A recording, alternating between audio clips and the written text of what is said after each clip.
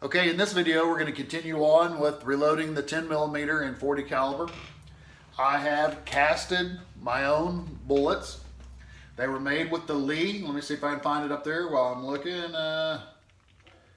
And of course, I'm not going to be able to see it.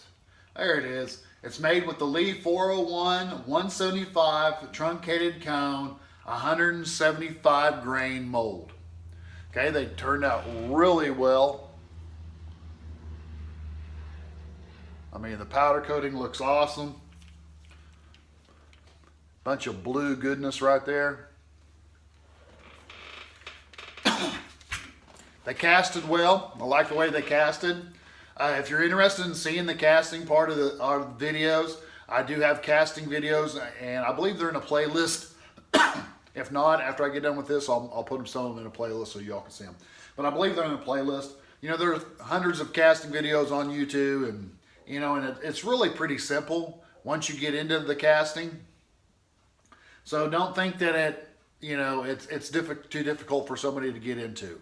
It's really simple. It does take some little, you got to work with it a little bit, you know, to get the temperature right, get your pot right. I mean, there's some hands-on things that you're going to have to do, but casting in of itself is easy.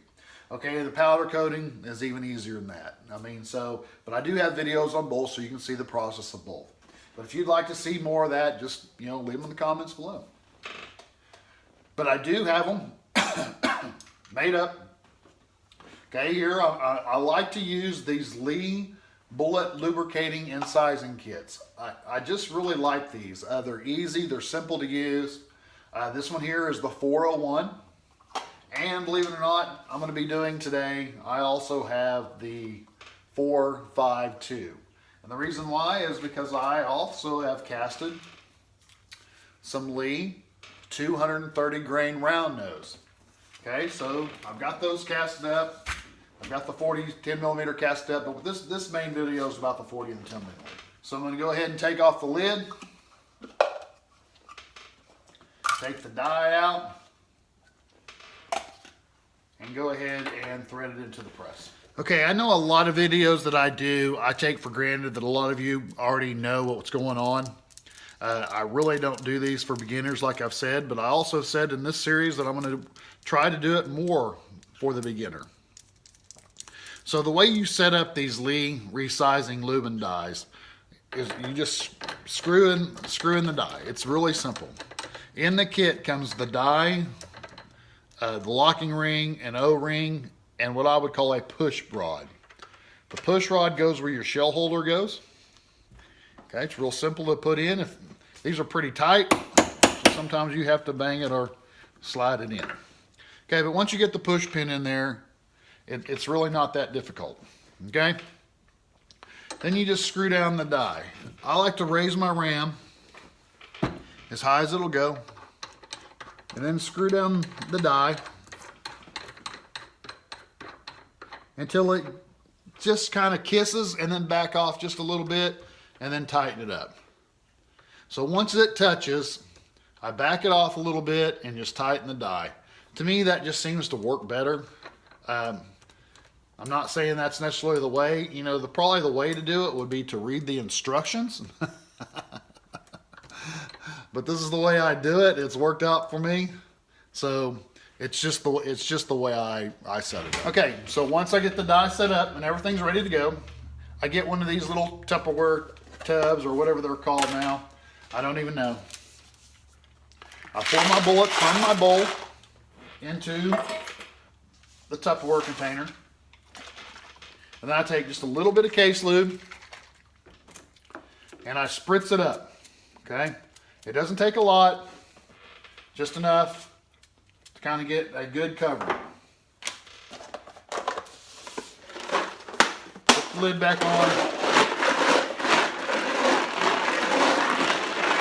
Roll them around.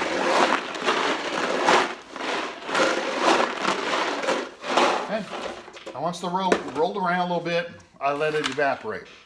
I have found that for me, whenever I do that, it goes through the sizer die a lot easier, you know, especially when I'm resizing rifle bullets. Because some of those rifle bullets, they cast at 312, and I'm going back all the way back down to 3.9 with the gas check. So I have found that if you lube the bullets up, they run through the sizer die a whole lot better. It's a whole lot easier just to do it that way. All right, so then take everything out of my container here. Like I said, guys, read the directions. That's what they're there for. You know, it'll give you a better understanding of how to set up this die. This is just the way I do it on all of them. It's just quick, simple for me to remember how to do it. And then from there, it's just as simple as taking the bullet, setting it on to the sizer, and pushing it through. Okay? So it's a simple process. That's why I like this kit. It just makes everything, let me move everything out of the way here. I don't like having a lot of clutter. It's real simple to operate, simple to use, works great. And that's all about to say about that, really. So you can see we're on our path here to get the 10 millimeter started. You know, we have the die set up. We have, the die's bought. We have the gun bought. We have the powder that we're going to use. We have now casted some bullets that we can test and use ourselves. And we have some Acme bullets that we're going to run through it. So I'm going to go ahead and get these finished up. But there it is. There's the next step in reloading for the 10 millimeter.